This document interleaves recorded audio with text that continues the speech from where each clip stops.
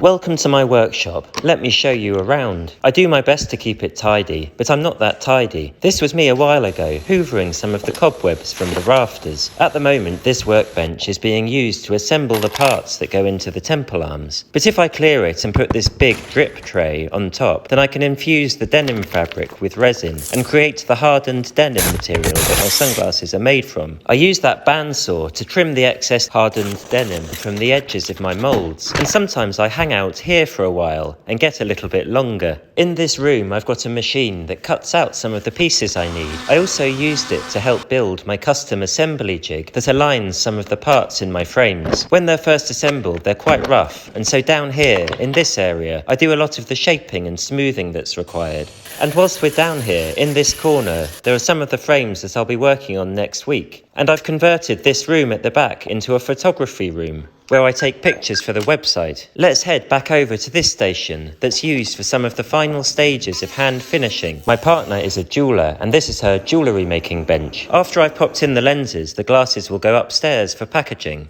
Let's go upstairs. This is the kitchen. The surface is stained with indigo dye from some of the recent experiments I've been carrying out. I fixed the plumbing under the sink using a bit of tube from Henry Hoover, but I'm no plumber and it does drip a bit. The fireplace is crucial in the winter and it acts as a step so that I can open the window.